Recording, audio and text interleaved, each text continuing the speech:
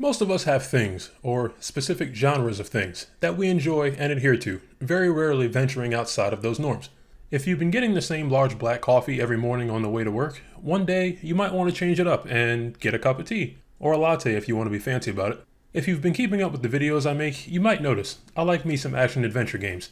I am the chosen one, or some remarkably unique individual, off to gain the equipment or allies necessary to take down the great evil or drive back the darkness and fulfill the prophecy and blah blah blah. For the longest time, those games were my coffee. Scouring Steam or other digital marketplaces for interesting games to cover has prompted me to stick one foot out of my comfort zone, looking for new types of games to enjoy. Enter The Ascent, a game that is very much my cup of tea, developed by Neon Giant and published by Curve Digital. Hey, I said one foot, not both. Neon Giant is an indie studio based in Sweden, composed of just 11 people, a handful of which were former employees of some AAA development studios like Machine Games and People Can Fly.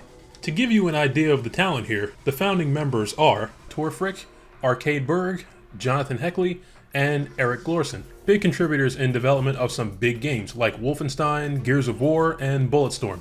Neon Giant was founded in April 2018 with the support of investor Goodbye Kansas, now known as Amplifier Game Invest. Following that, a grant from Epic Games set the studio up nicely to tackle development of their first project, The Ascent. Right from the start, you can see the care that went into this game. Not the character creator's ass. I mean the atmosphere. Nothing says bowels of a cyberpunk city like the eerie quiet, the air which is laden with fecal particles from millions of people, and the deranged mutants that lurk just below the platforms you walk on. Not to worry though, you'll be fine as long as you follow the local customs. When you meet someone, introduce them to the business end of your gun, and keep introducing, until they resemble a pulpy red mist. Do this, and you will have no trouble getting along with your neighbors. Some people may want to introduce their guns to you as well. Do not let them. This approach also works against the neighborhood thugs and robot sentries on the upper levels, so never hesitate to say hi. The playable world in The Ascent, referred to as the Arcology, is sizable but not massive. What I mean is, on foot it may take maybe 2 to 5 minutes to go from one objective to the next, but during that time it's possible you may find some devices to hack, treasure to pick up, or my personal favorite, getting ambushed by thugs while you're minding your own business. The density of the Arcology occupants alongside the cramped architecture compels me to explore it, so I almost never use fast travel, instead opting to paint the town red. Anything your character needs, like clothing, guns, or augments, can be bought from various merchants for creds, or gained for free from killing enemies. So of course I'm going to kill enemies. The blood god demands blood and I have a quota to meet. On to the technical side of things. Your character's ability to turn enemies into... what was that again? Pulpy red mist. Thanks, Peter. Is derived from 4 attributes, and each of those attributes is broken down into 2 skills. The Cybernetics attribute contains the Tactical Sense skill, which means how fast your inflicted damage recharges your grenades, and the Critical Hit Rate skill. The Motorics attribute contains the Weapon Handling skill for weapon reloading speed and weapon swapping speed, as well as the Aiming skill, which determines weapon spread recovery rate. Quick side note, the combat in this game is all guns, which I guess makes it a twin-stick shooter. But one feature this game has that I have never seen in a twin-stick shooter is crouching for hiding behind cover, and aiming high to ensure your bullets hit the well-known weak spot of your enemies, the head. Aiming high over long distances lessens your accuracy a bit, and that's where your aiming skill comes in for the save.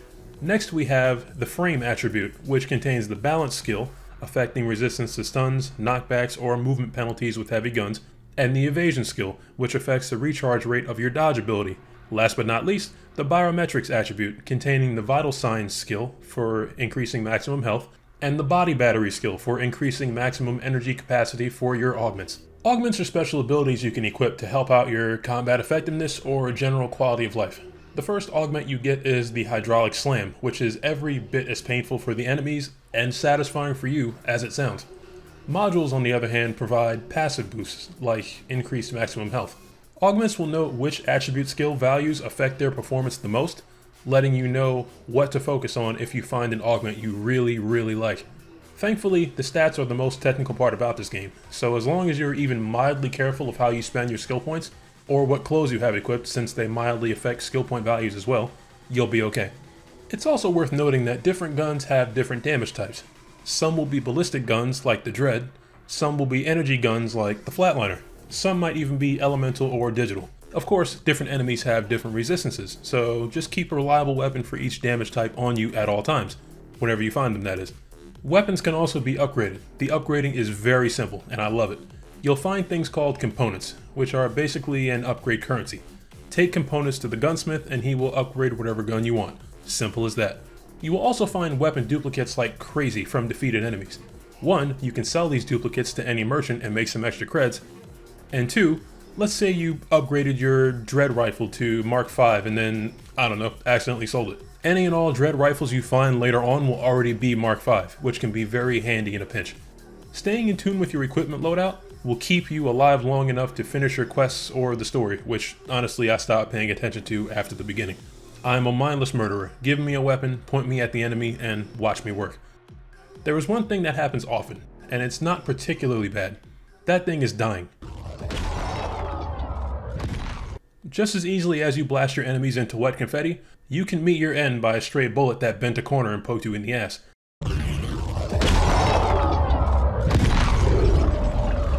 You don't enter this game as some chosen one or a mad scientist's crowning achievement. You're just another thug, like all the rest. A thug controlled by a player, but a thug regardless, which is exactly how the NPCs see you. You came to the planet Velis with hopes of making a living, but to afford the trip, you had to sell your soul to one of the corporations that control Velis, making you an indentured laborer. The name of your owner is the Ascent Group, the largest corporation on the planet.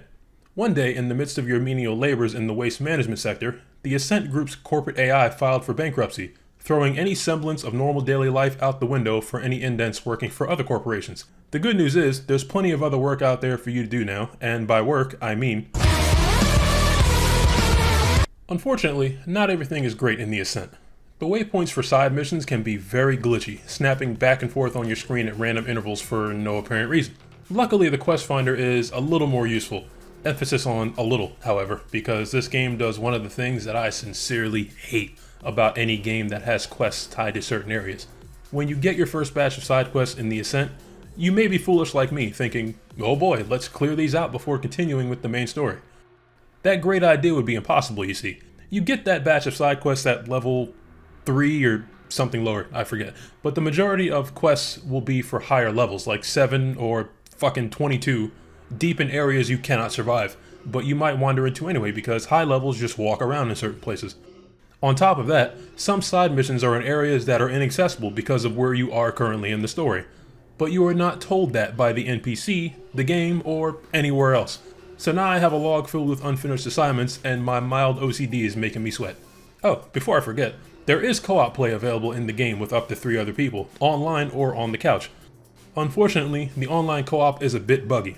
The few times I played it, it held up for a while. The downside is, if your teammates leave your view, they are hard to find on the count of their minimap icon being this faded black color on this already dark minimap. Not to mention, the minimap is very basic, more like a simple radar. So if you need to find some stairs or an elevator to get to an NPC or a certain location, good fucking luck. With that in mind, when your teammates die and you can't find them, just accept the impending game over screen and try again. All in all, the pros of the Ascent far outweigh the cons. This simple and bloody romp through the bowels of a dystopian metropolis can be yours for only $30, and is currently 20% off on Green Man Gaming. The Ascent is available on Xbox as well as PC. Be warned, if you get the game through Game Pass, that version of the game is different than the Steam version, as in buggier, and is currently missing some things like DLSS or ray tracing.